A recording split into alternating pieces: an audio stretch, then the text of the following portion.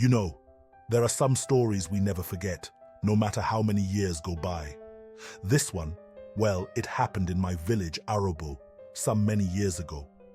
That village, as small as it was, lay by the edge of the Okomu Forest, a forest full of mystery and ancient things. You see, our people believe the forest is not just trees and animals, but also home to the spirits. You don't mess with the forest, you respect it, and in return, it leaves you in peace. There was this boy, Femi. He was different from the other children. He was the son of Olumide, one of our strongest warriors. Olumide's name was known across the villages. People feared him, you see, and respected him. But Femi, well, he didn't care about being strong in the way his father was. Instead, he was quiet, thoughtful. He loved to sit by the forest edge, just watching the animals. Even the older men would say, "Femi, you no go learn how to carry spear like your papa." But Femi would just smile and shake his head. He loved the forest, and I think the forest loved him back. Now one day, there was trouble in the village. A leopard, big, fierce, and wild, came down from the hills. It was hunting, and it was angry. It started attacking our goats, our chickens. Before we knew it, it was chasing after our children. You know how we get when things like this happen. The whole village was in panic, shouting and running to the elders. That night, Olumide, Femi's father, called the men together. They were going to hunt the leopard down. Spears, shields, the whole village prepared. And Olumide, he was leading them, as he always did. We all watched as the men marched into the forest. But when the sun came up, the next morning, they came back, defeated. The leopard was too clever, too fast. It had escaped deeper into the forest. But Femi was not there with them. Now, you know that feeling when something is not quite right, but you can't put your finger on it. That was how I felt when I saw Femi standing by the edge of the forest, all alone. He was looking directly at the leopard, and that's when I knew it wasn't just any leopard. No, this was a different one. It had a glow around it. I can't explain it, but it was like the forest itself was wrapped around the animal. It was huge, bigger than anything we'd ever seen, and it stood still, just staring at Femi. The villagers, including Olumide, ran out when they saw Femi, but he didn't seem afraid at all. You should have seen him. There was no fear in his eyes. He just stood there, calm, like he had been waiting for this moment his whole life. I remember it clearly.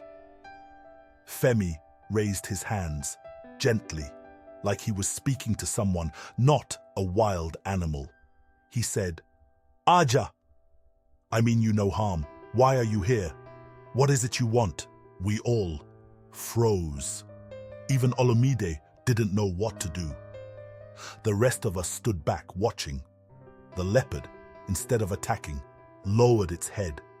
It was like it was listening to him. And the strangest thing happened. There was this silence that came over everything. The wind stopped. The birds stopped singing. Even the leaves stopped rustling. It was as though time had paused. The forest spirit was there, right there with us.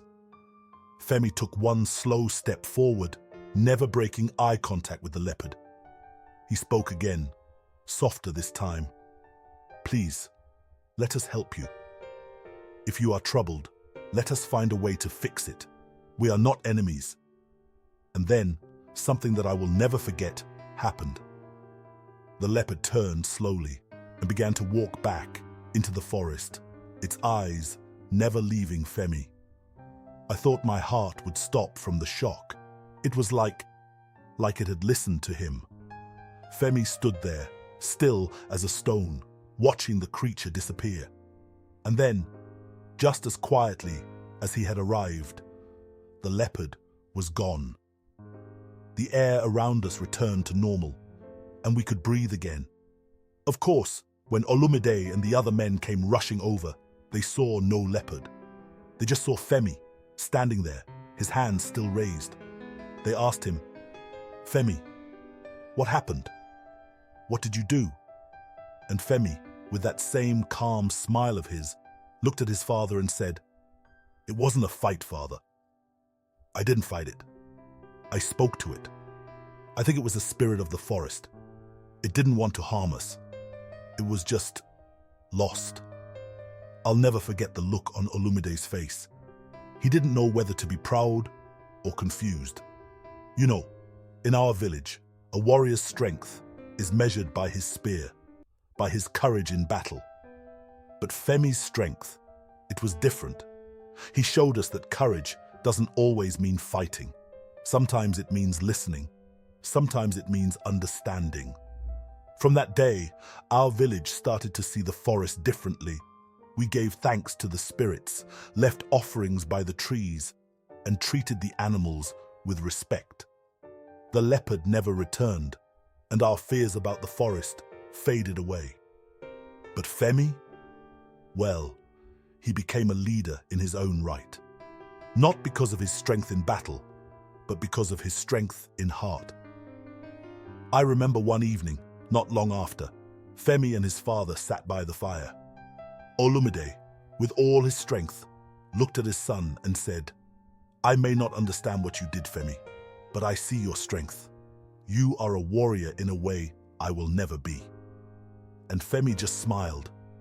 He didn't say much, but you could see it in his eyes. He had found his own way. That's how things were in Arobo after that. We learned that sometimes the greatest strength isn't in the fight, it's in the peace you bring. And as for Femi, he never did carry a spear like his father. But when the spirits of the forest look down on our village, I believe they still smile at him. He was the true protector of the land.